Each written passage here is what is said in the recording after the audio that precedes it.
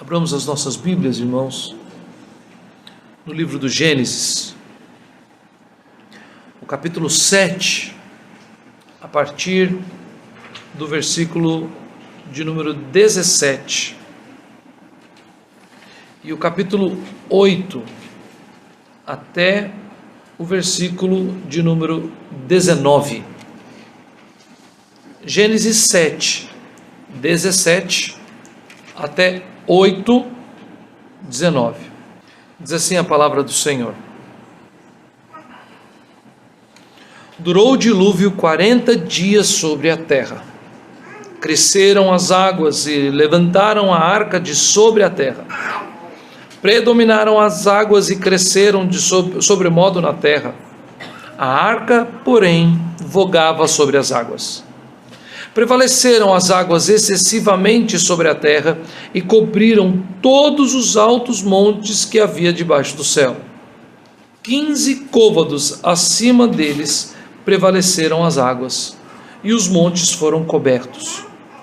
Pereceu toda a carne que se movia sobre a terra, tanto de ave como de animais domésticos e de animais selváticos, e de todos os enxames de criaturas que povoam a terra, e todo homem. Tudo que tinha fôlego de vida em suas narinas, tudo que havia em terra seca, morreu. Assim foram exterminados todos os seres que havia sobre a face da terra, o homem e o animal, os répteis e as aves dos céus, foram extintos da terra. Ficou somente Noé e os que com ele estavam na arca. E as águas, durante 150 dias, predominaram sobre a terra. Lembrou-se Deus de Noé, e de todos os animais selváticos, e de todos os animais domésticos, que com ele estavam na arca. Deus fez soprar um vento sobre a terra, e baixaram as águas. Fecharam-se as fontes do abismo e também as comportas dos céus, e a copiosa chuva dos céus se deteve. As águas iam se escoando continuamente de sobre a terra e minguaram ao cabo de 150 dias. No dia 17 do 7º mês, a arca repousou sobre as montanhas de Ararat. E as águas foram minguando até o 10º mês, em cujo primeiro dia apareceram os cimos dos montes. Ao cabo de 40 dias, abriu Noé a janela que fizera na arca, e soltou um corvo, o qual, tendo saído, ia e voltava, até que se secaram as águas de sobre a terra. Depois soltou uma pomba para ver se as águas teriam já minguado da superfície da terra. Mas a pomba, não achando onde pousar o pé, tornou a ele para a arca, porque as águas cobriam ainda a terra. Noé estendeu a mão, tomou-a e a recolheu consigo na arca. Esperou ainda outros 7 dias e de novo soltou a pomba fora da arca. À tarde, ela voltou a ele, trazia no bico uma folha nova de oliveira. Assim entendeu Noé que as águas tinham minguado de sobre a terra. Então esperou mais 7 dias e soltou a pomba. Ela, porém, já não tornou a ele. Sucedeu que no primeiro dia do primeiro mês, no ano 601, as águas se secaram de sobre a terra. Então Noé removeu a cobertura da arca e olhou, e eis que o solo estava enxuto. E aos 27 dias do 2º mês, a terra estava seca. Então disse Deus a Noé: sai da arca, e contigo tua mulher e teus filhos, e as mulheres de teus filhos, os animais que estão contigo de toda a carne, tanto aves como gado, e todo réptil que rasteja sobre a terra. Faze sair a todos para que povoem a terra, sejam fecundos e nela se multipliquem. Saiu, pois, Noé com os seus filhos, sua mulher e as mulheres de seus filhos. E também saíram da arca todos os animais, todos os répteis, todas as aves e tudo que se move sobre a terra, segundo as suas famílias. Amém. Oremos. Pai, concede-nos agora entendimento espiritual. Abre os nossos olhos para que possamos enxergar a Tua voz, a Tua verdade neste texto que lemos e haveremos de ouvir. Ajuda a Tua igreja, vem em nosso favor. Em Cristo Jesus nós oramos. Amém. Ao longo das Escrituras, existem expressões que, por algum momento, ou longo ou curto, podem nos causar algum tipo de confusão. No versículo de número 1 do capítulo 8, nós temos ele, principalmente na nossa tradução, revista atualizada, como este verbo usado aqui. Lembrou-se Deus de Noé. Lembrou-se Deus de Noé.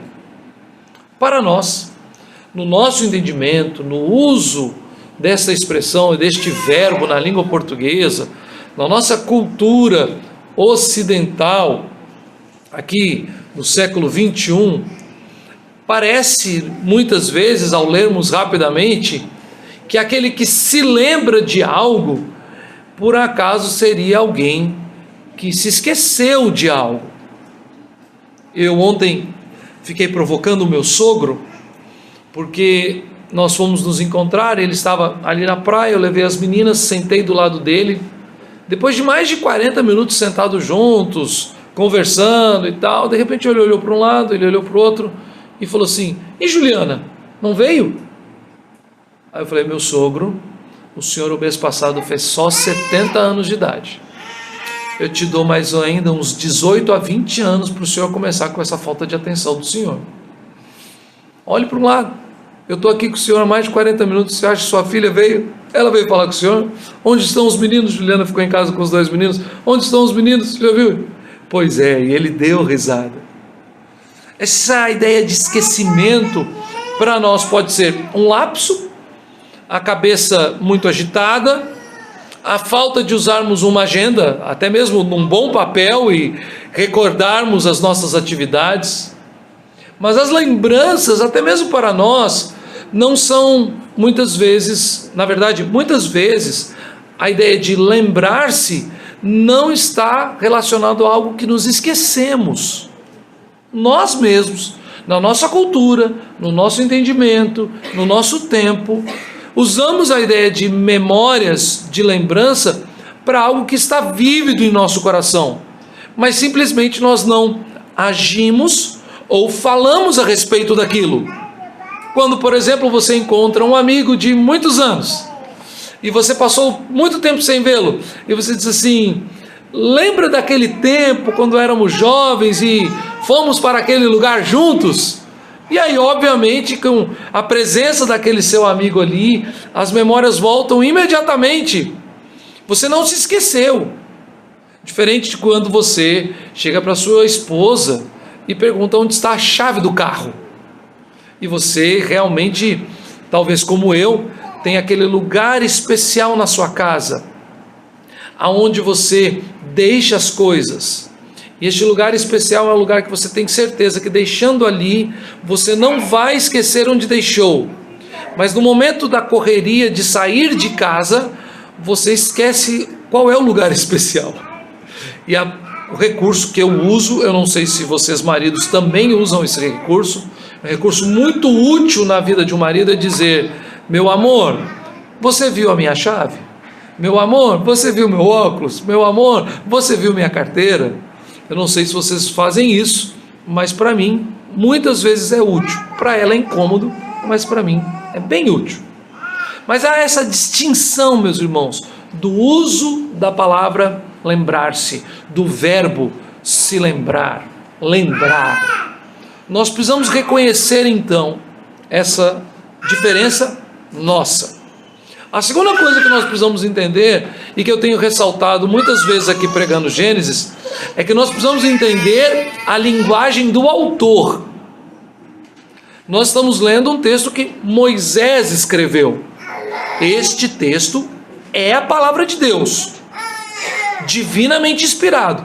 Não estou questionando isso, mas a nossa doutrina a respeito da inspiração divina dos autores bíblicos nos ensina que Deus usou diversos homens em diversos tempos, dentro do seu contexto temporal, e usou esses homens escrevendo dentro da sua linguagem.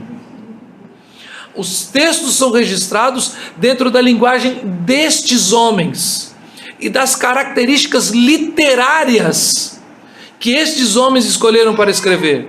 E a Bíblia é riquíssima em diversos gêneros literários. Só que uma narrativa histórica hebraica nos dias de Moisés vai ter diversas diferenças de uma narrativa histórica da língua portuguesa para o contexto do povo brasileiro. Então nós temos que tentar ao máximo nos aproximar. E uma das coisas que nós aprendemos na hermenêutica reformada é que nós precisamos entender quando Deus concede graça aos seus ouvintes e a nós, os leitores da palavra de Deus, fazendo adequações a respeito daquilo que Deus é para o entendimento humano. Então dizer que Deus se lembrou de algo é na verdade uma adequação que Deus, pela inspiração divina, concede ao autor, que é Moisés, para que ao contar essa história e ao registrar essa história, seus ouvintes iniciais e nós, os seus leitores, tenhamos uma compreensão do ser de Deus. Por exemplo, quando a Bíblia afirma que Deus tem mãos, nós sabemos que Deus é espírito e corpo não tem. Não é, Gabi? É como o vento que vai e vem. É a quarta pergunta do breve catecismo de Westminster. Deus é espírito, né? O que Deus é? És espírito, infinito, eterno e imutável em seu ser. Quando dizemos que ele é espírito, estamos dizendo que ele não tem corpo, ele não tem limitação física. Quando dizemos que ele é infinito, dizemos que ele não tem limitação temporal, ele não tem início nem fim. Então nós estamos, essas descrições, essas expressões da quarta pergunta do breve catecismo de Westminster, elas estão falando sobre a eternidade, a infinitude, a extensão de Deus, que é incompreensível para a nossa mente. Essa discussão, na verdade, a respeito da resposta do catecismo de Westminster, os historiadores nos contam que se deu da seguinte forma: depois de horas e dias discutindo como deveriam responder esta pergunta, e não chegando a nenhuma conclusão, num dia seguinte, no momento das devocionais que conduziam a toda a Assembleia de Westminster, um dos teólogos ali de Westminster, que foi chamado a orar, mas as orações dos ministros da palavra, as orações dos teólogos, principalmente naqueles dias do século XVII, do movimento puritano, elas não eram espontâneas como nós fazemos hoje em dia. Todas as orações públicas eram escritas e lidas. Um presbítero, um pastor que viesse à frente da igreja para orar, na verdade, ele era orientado: olha, presbítero fulano, todo segundo domingo, a oração de confissão de pecados, você é responsável por ela. O texto será pregado, será este texto, a liturgia passada com antecedência, e aquele irmão durante a semana se prepara para fazer a oração, escreve a oração. Então, aquele irmão responsável na parte devocional por aquela oração de adoração, afirmou que Deus era Espírito, infinito, eterno e imutável em seu ser, sabedoria, poder, santidade, justiça, bondade e verdade. Quando a Assembleia reabriu as discussões a respeito da quarta pergunta do breve catecismo de Westminster, decidiram então transcrever parte daquela oração daquele irmão como a resposta que nós temos até o dia de hoje. Deus é indescritível. O que nós podemos falar a respeito de Deus não está de acordo com a capacidade humana de observação, mas está de acordo com a revelação. A única forma que nós podemos falar, Deus é isso, Deus é aquilo, Deus é assim, não tem nada a ver com o meu sentimento, mas deve estar diretamente relacionado com aquilo que o próprio Deus fala a seu respeito na revelação das Sagradas Escrituras, e sola Escritura. Assim, meus irmãos, na manhã desse dia, nós vamos olhar para este grande evento do dilúvio, e este momento em que Deus lembra-se, Deus se lembra.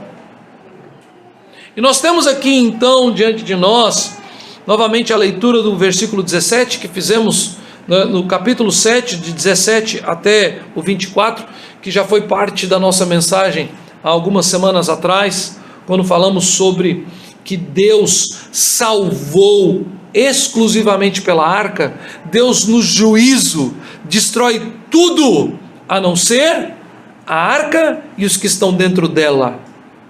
E agora então, a partir do versículo 1 do capítulo de número 8, nós temos essa forma de como Deus manifesta a sua salvação. E ao focarmos nessa ideia do lembrou-se, e discorrermos de como Deus se lembra, ou de como Deus não se esquece, de como Deus guarda, de como Deus preserva aquilo que diz, mesmo quando nós nos esquecemos, nós vamos ver então os vários momentos em que Deus foi orientando Noé a respeito da sua saída da arca. Noé e sua família foram salvos. O texto do capítulo 7 nos diz que os mais altos montes do planeta foram cobertos pela água, 15 côvados, e todos os homens, os animais, até as aves. É muito importante a gente ler os pequenos detalhes do texto, quando diz até as aves, ou seja, os animais que o Senhor concedeu força e habilidade para voar, que voam muitas vezes acima dos mais altos montes, até mesmo eles morreram. O que fica para nós a explicação já no capítulo 8, quando eles soltam um corvo, depois soltam uma pomba, que voam, mas precisam pousar em algum momento, e eles não tendo onde pousar, voltam para a arca. Voltam para a arca depois com um ramo no seu bico, e até que, tendo local para pousar, fazer ninho, não voltam mais. Todos os animais morreram, todos foram destruídos, a não ser o homem de Deus e a sua família, e todos os animais que entraram dentro da arca, todos os enxames da terra, formiga, abelha. Deus não criou os insetos depois do dilúvio, Deus os criou nos 6 primeiros dias da criação, e com certeza Ele ensinou a Noé a guardá-los e mantê-los na arca durante o dilúvio. Foram então todos salvos. Mas para nós, meus irmãos, muitas vezes essa ideia de salvação está extremamente distante, e nós somos confrontados com isso, e somos chamados a trazer à memória aquilo que nos dá esperança, não porque nos esquecemos, mas porque precisamos ser reavivados pela memória. Isso é muito comum para nós os crentes, quando nós, por exemplo, enfrentamos uma enfermidade, ou nossa, ou de alguém querido, quando somos acometidos pelo luto, quando perdemos alguém muito querido. Eu lembro, por exemplo, de quando minha mãe faleceu. Esse ano vai se completar 9 anos da morte da mamãe. Ela foi diagnosticada, 15 dias depois do seu diagnóstico, ela teve uma infecção generalizada e faleceu. 2 dias depois do velório da mamãe, do sepultamento da minha mãe, nós não velamos ninguém, né? 2 dias depois do sepultamento da minha mãe, eu estava na igreja, num culto de ação de graças, e uma irmã veio falar comigo, disse: pastor, eu queria falar com o senhor, eu sou enfermeira, e eu trato na área de câncer do nosso hospital, e eu tenho pacientes que têm o câncer do qual sua mãe foi diagnosticada, mieloma múltiplo, e este câncer é um câncer nas plaquetas do sangue, e ele corrói as pessoas por dentro. Eu tenho pacientes que estão enfrentando essa doença há 8 anos, há 10 anos, e elas sofrem muito.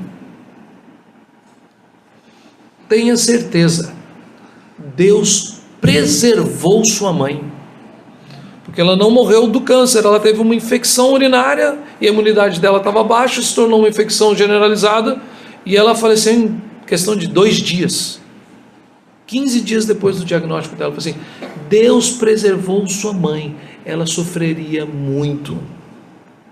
Mas às vezes, irmãos, existem muitas e muitas pessoas, a coisa mais comum, de pessoas que não têm este privilégio de serem livres de uma doença de longo prazo, e nessas enfermidades eles ficam sofrendo por muito e muito tempo.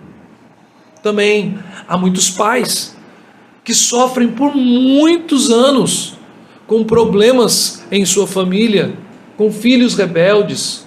Às vezes existem pais, talvez no nosso meio ou não aqui nessa manhã, mas que muitas vezes não sabem nem mais do paradeiro de seus filhos. Existem esposas que sofrem com maridos frios, desamorosos, não cuidadosos, casamentos longos, mas de muito sofrimento. Nós conhecemos crentes ao redor do mundo que passaram a vida toda debaixo de grande perseguição por causa da fé cristã, e muitos outros que sempre lutaram com grandes dificuldades financeiras, enfermidades e várias outras dificuldades. O mundo jaz no maligno, e por causa da desobediência do homem e da mulher, todos nós estamos debaixo da maldição do pecado, e o sofrimento é uma realidade para todos nós. Mas nós somos tão frágeis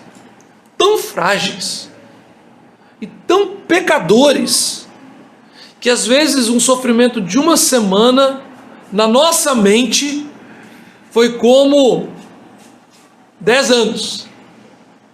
Problemas rápidos, até mesmo fáceis de serem tratados, por causa do nosso coração, se estendem por dias sem fim. Quando a palavra de Deus então nos diz, meus irmãos, que Deus se lembrou de Noé, ela está nos dizendo nesta manhã que o Senhor jamais se esquece dos seus.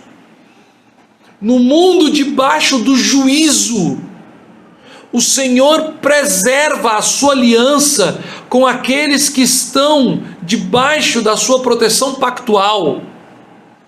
Noé estava na arca por dias e dias vagando por sobre as águas. Noé não sabia sequer que dia baixariam as águas. Noé, a Bíblia diz, pelo texto que lemos aqui, que ele não viu as águas retrocederem, ele não viu. Ele mandou os animais, os pássaros voaram.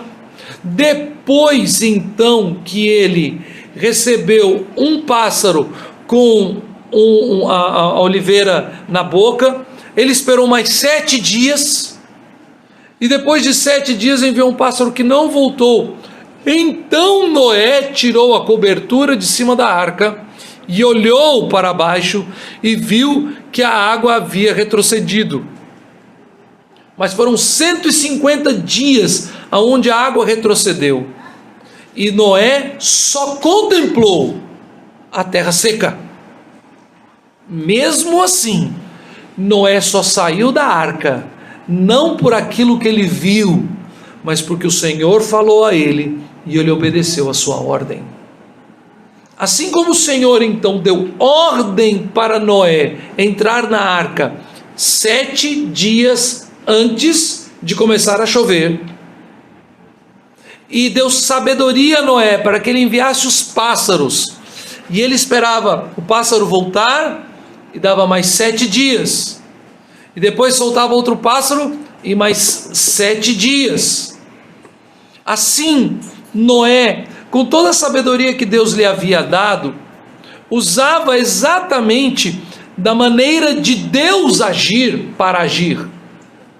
Nada fazia por ansiedade, por vontade própria, em momento nenhum, cercado por toda aquela água, envolto e cercado por toda a morte e destruição, aonde todo o planeta havia sido aniquilado. Os servos de Deus, o servo de Deus, Noé, permanecia em uma relação pactual com Deus. 150 dias. Na verdade, demorou mais de 1 ano para que ele saísse desta arca. Vejam comigo. Versículo de número 13 do capítulo 8. Sucedeu que no primeiro dia do primeiro mês do ano 601. Agora nós temos um outro tempo de referência. Quando falamos da criação e falamos a respeito, quando chega até mesmo o nascimento de Noé, nós temos a linhagem de Sete. O nosso ponto de referência ainda é o ponto da criação. Os anos contados são na referência de Adão.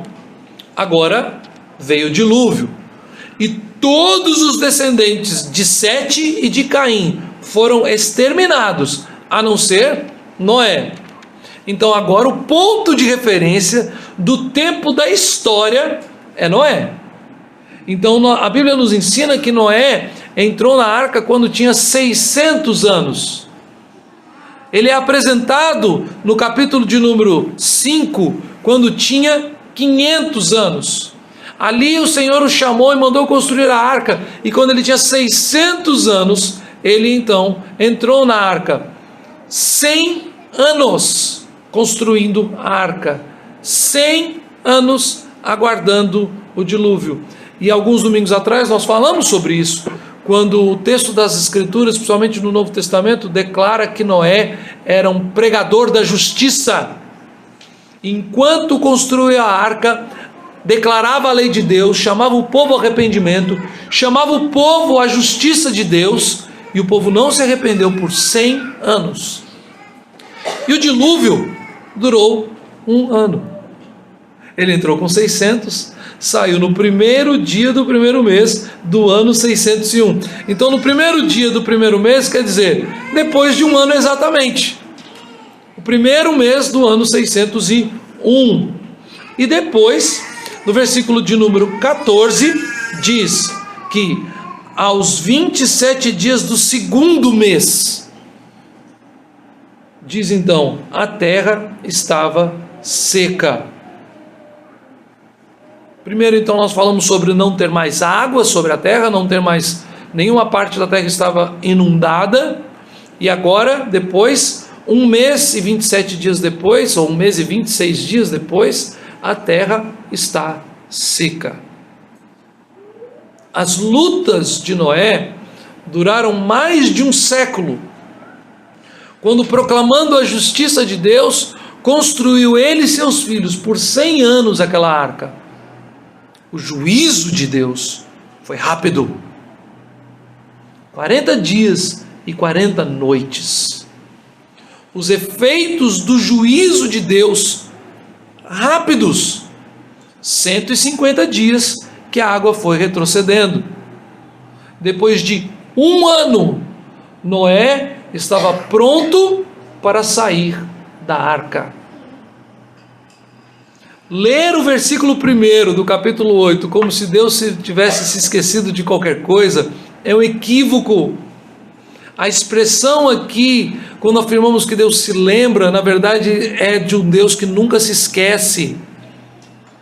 A memória vívida de Deus, pois Ele não tem memória, Ele é eterno, Ele é sempre presente, Ele sempre é. Nós sempre fomos. Nós sempre fomos. Todos os dias você vai olhar no espelho e vai ver uma pequena diferença. Nós não reparamos essas diferenças, a não ser quando pegamos uma foto. Quando eu pego uma foto do meu casamento, eu vejo grande diferença. Poucas partes do meu cabelo eram tão calvas como são hoje. As diferenças não são perceptíveis a nós, porque nós constantemente mudamos, mas Deus jamais muda. A ideia é que Deus se lembra do seu povo é, na verdade, a expressão exata de que Deus está atento a tudo que está acontecendo. O Salmo de número 90 ainda nos deixa isso mais claro, quando afirma que para Deus 1000 anos, isso na verdade novamente é o quê? Uma adequação divinamente inspirada, aonde o autor divino pode descrever a pessoa de Deus como uma metáfora, para que o leitor tenha algum tipo de compreensão. Mas se Deus é eterno, Ele sequer pode ser comparado em 1000 anos a 1. Mas o autor, divinamente inspirado, na graça de Deus, faz essa adequação para nós que somos os seus leitores e somos alimentados pela palavra, somos tão limitados. Então o Salmo 90 diz que 1000 anos aos olhos de Deus é como o dia de ontem que foi, é como a vigília da noite. Ou seja, a gente fecha o olho para dormir e acorda. Isso é igual 1000 anos para Deus. Então os 100 anos de Noé construir a arca não foram nada. Os 40 dias e 40 noites, absolutamente nada. Os 150 dias onde a água escorreu de volta, agora formando os oceanos que existem, para Deus nada. O 1 ano de Noé e sua família na arca não é absolutamente nada para Deus. Deus está lá, Deus está vendo tudo. Deus é quem faz a arca vogar sobre as águas. Vejam o desenho da arca. Novamente, meus irmãos, é uma arca, não é um barco. Não tem leme, não tem velas, muito menos motor. É uma caixa. É uma caixa. E lembrem-se, eu gosto muito quando eu vejo essa história, eu sempre me lembro da história do Titanic. E que então as lendas que ficam sobre a história dizem então que o engenheiro que fez o design do Titanic afirmou então que este navio nem Deus afundaria, visto que a tecnologia do Titanic para os seus dias era tão avançada que as grandes intempéries e qualquer problema que houvesse não poderiam afundar de fato aquele navio. E na sua primeira viagem ele afundou. A arca não era um Titanic, não tinha nenhum projeto de engenharia moderno. O que sustentava a arca era a mão de Deus que estava lá. Mas aos olhos humanos, e dentro da forma como Deus permitiu Moisés registrar essa história para o povo da aliança, houve um momento em que Deus, que estava lá, que não se esquece, voltou a agir. E isso é fundamental para nós nessa manhã, meus irmãos, porque os nossos problemas, as nossas aflições, uma vida inteira na terra, Por mais que vivamos 80, 90, 100 anos, e todos os sofrimentos que haveremos de carregar, o sofrimento de nossas mães, na gestação, na dor do parto, os demais sofrimentos da vida, as enfermidades, os perigos, os riscos, as angústias, as afrontas, as desavenças, o medo da morte e a morte em si. Ver crianças sendo levadas ainda na tenra infância por tantas enfermidades que nos cercam.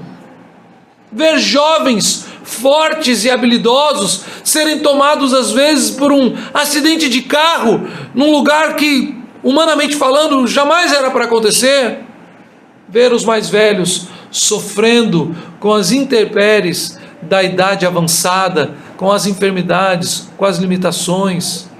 Ver homens que já foram tão sábios e tão brilhantes sendo vítimas da senilidade. Ver doenças como o Alzheimer e outras doenças degenerativas fazendo sumir da nossa frente uma pessoa que está fisicamente viva. Todas essas aflições se passam às vistas de Deus. Deus está lá, Deus não se esquece, e o seu plano, o seu propósito, o seu desígnio, ele jamais deixa de ser cumprido. Para nós, o tempo às vezes é longo demais, e como eu disse, às vezes no nosso pecado, uma fração de segundos é mais longo e intenso do que eu acho que posso suportar. Mas mesmo assim, lembrando aquilo que eu já afirmei, que existem muitas pessoas ao nosso redor que sofrem com enfermidades, com lutas, com problemas familiares, com problemas financeiros e diversas limitações de diversas áreas. Sim, por muitos anos. Por muitos anos. Existem pessoas que nascem com debilidades físicas graves e vivem por 60 anos, 70 anos, se Deus lhes permitir, com muitas enfermidades, com muitas lutas. Deus jamais se esquece. Deus jamais se esquece. Deus jamais se afasta. Deus jamais deixa de cumprir.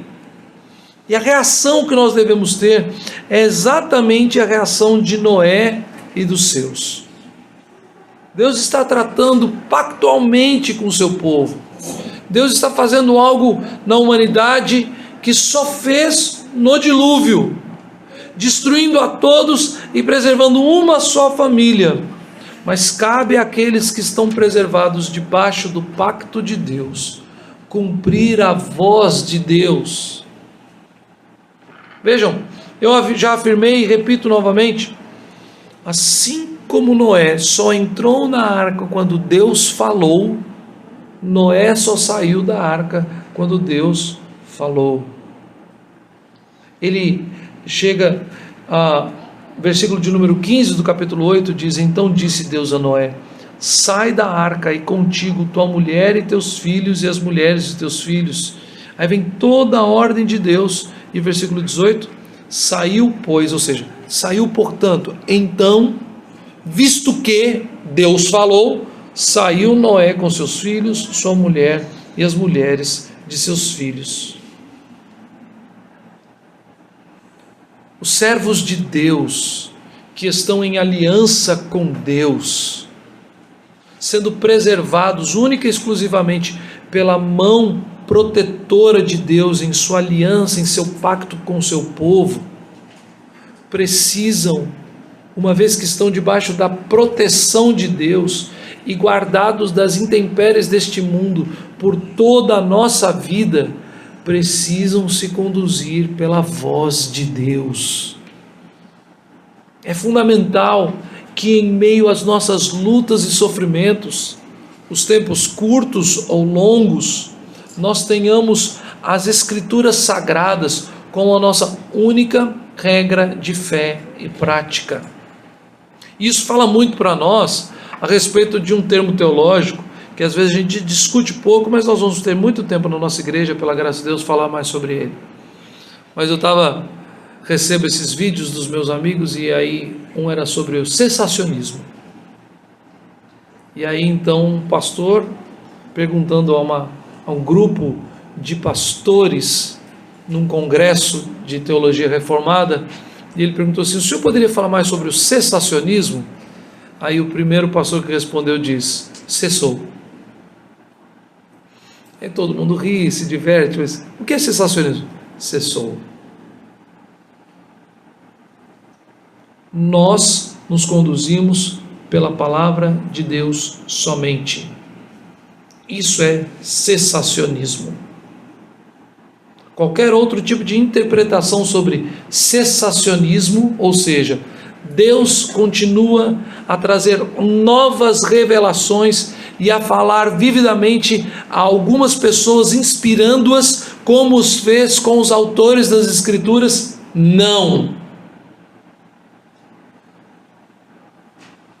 Mas nós precisamos entender que nós somos, ao mesmo tempo, verdadeiramente, no correto uso da palavra, continuistas.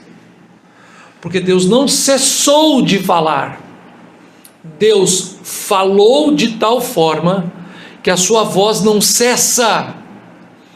A palavra de Deus é continuista. Em que sentido?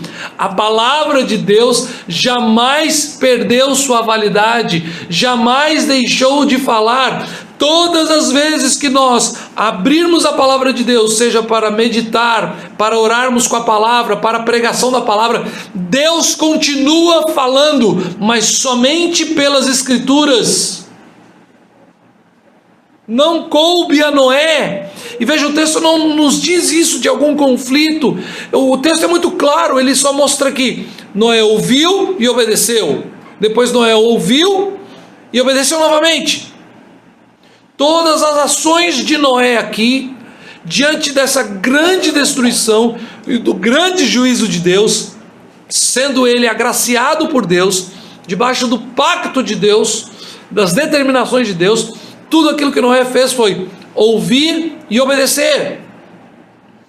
A palavra de Deus, os 66 livros do cânon sagrado, Antigo e Novo Testamento, são a nossa única regra de fé e prática.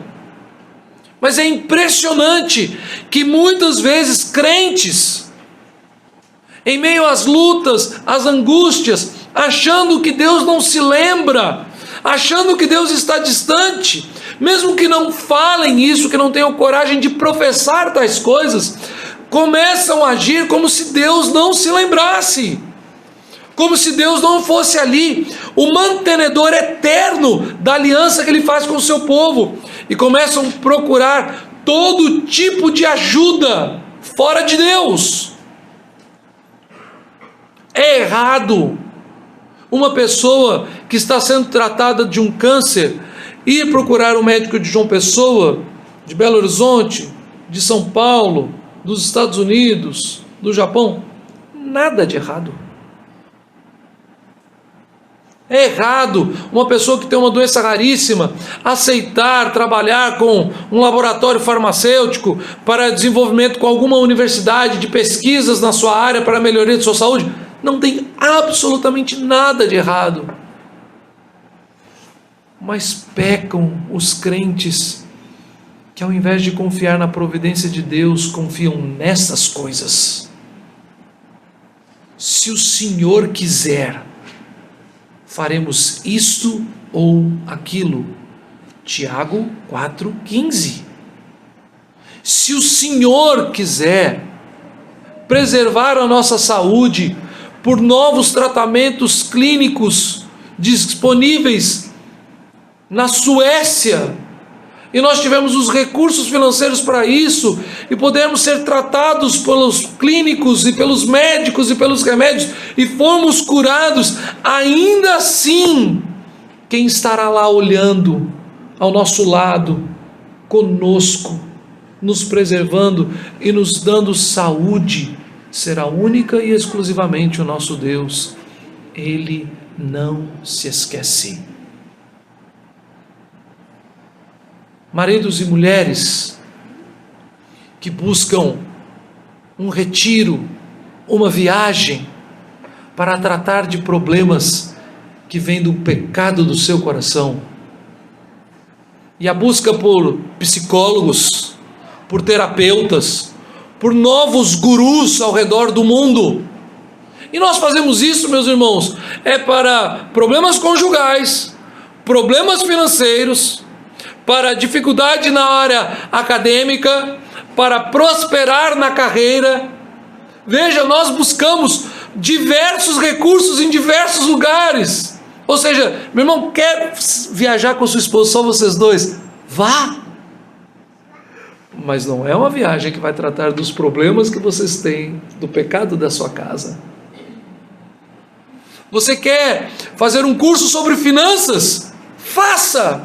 Você quer fazer o seu mestrado, o seu doutorado e crescer na sua carreira? Faça! Mas vejam como o mundo tem buscado essas coisas. Os novos médicos. E aquilo que aqui eu faço parte dessa conversa. Mas cada dia uma nova receita. Pode comer isso, não pode comer aquilo, isso faz bem, isso não faz bem. Todo dia muda, todo dia um negócio. Se puder respirar H2O, beber H2O e respirar o O2, já está bom. Cada dia um negócio novo. É errado estudar e pesquisar sobre boa alimentação, sobre boa saúde, sobre boa condição, de jeito nenhum. Mas para muitos isso virou a nova religião. Você acredita mesmo que cortando o glúten, o leite, o açúcar, deixando de tomar uma taça de vinho, tomando água com sal integral, caminhando na praia todo dia às 5 da manhã, a sua vida será melhor? Lendo engano. O que nos preserva da maldição e da destruição deste mundo é a graça de Deus, revelada a nós pela sua santa palavra. E mais uma vez, entendam isso, eu não estou dizendo, se você tomar água com sal integral, eu tomo de vez em quando, é muito ruim, você está em pecado. Se você levanta de manhã e quer ser um atleta e fazer o triatlon ali na praia, e corre, isso é pecado. Eu disse isso? De forma nenhuma. Mas aqueles que estão em aliança com Deus, dentro da arca, que para nós muito além de uma arca que navega sobre as águas, é o sangue de Cristo Jesus derramado em nosso favor. Nós que confiamos no pacto de Deus com Cristo, nós que confiamos na obra de Cristo Jesus, nós que sabemos que todos os nossos dias estão contados, escritos e determinados, quando nenhum deles havia ainda, precisamos, antes de qualquer coisa, antes de qualquer viagem conjugal, antes de qualquer livro de novo guru, antes de qualquer busca por saúde, através de bons alimentos e bons médicos, precisamos nos apegar única e exclusivamente na santa palavra de Deus e ouvir a sua voz. Ele continua falando. E aqueles que estão neste mundo em pacto com Deus, ou obedecem à voz de Deus, ou estão loucos. Sabem quem são na história de Noé? Os que não ouvem a voz de Deus e não obedecem à voz de Deus? Os que morreram no dilúvio, os que estão mortos. O apóstolo Paulo diz assim: mortos em seus delitos e pecados. Mortos. Se nós, pela graça, tendo já recebido do dom de Cristo Jesus, ouvimos o seu chamado e fomos salvos do juízo de Deus contra este mundo, e estamos agora dentro desta aliança, desta arca, esperando os dias até que Cristo volte e o mundo seja refeito na glória do novo céu e da nova terra. A única coisa que temos que fazer é esperar na palavra, esperar nas Escrituras, esperar ouvindo a voz de Deus, agir com aquilo que Deus manda fazer, e não fazer nada, não inventar absolutamente nada que não esteja de acordo com as Sagradas Escrituras. Meus irmãos, nós temos diante de nós aqui a revelação de Deus. O mundo destruído pelas águas, Noé e sua família preservados na arca, o Deus que age, e o homem diz: ele se lembrou de mim, mas sem que ele jamais tenha se esquecido. O Deus que preserva, na verdade, na sua graça, a nossa memória e a nossa esperança, e nos instrui em todos os nossos dias pela sua santa palavra. Se alguém aqui nesta manhã está enfermo, conduza-se na sua enfermidade pela voz de Deus nas Escrituras Sagradas. Se há alguém aqui nesta manhã que está passando por um grave problema financeiro e sua família tem lutado muito para sobreviver no dia a dia, conduza-se debaixo da graça de Deus pela palavra de Deus. Se existem problemas hoje no seio da sua família, os quais você não sabe como lidar, e deixa eu te dizer, meus irmãos, não espere que os problemas sejam grandes demais. Todos os dias, ao fim do dia, eu tenho pensado muito nesses últimos meses, isso tem sido uma constante. Todos os dias eu penso na mesma coisa, e rapidamente, minimamente, eu falo com Deus: Senhor, me ajuda com a minha casa, porque por mim mesmo eu vou destruí-la. Se for pelo meu ímpeto, os meus filhos vão ser mal criados, vão ser mal cuidados. Eu não tenho aquilo que o Senhor tem para eles.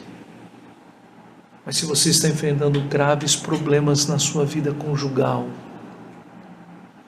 busque a palavra de Deus, obedeça à voz de Deus. A revelação divinamente inspirada para o registro das Sagradas Escrituras cessou, mas por essa palavra Deus continua falando. Traga todos os seus problemas, todas as suas aflições, todas as suas súplicas a Deus. Ouça a sua voz e lembre-se com esperança: as águas irão retroceder.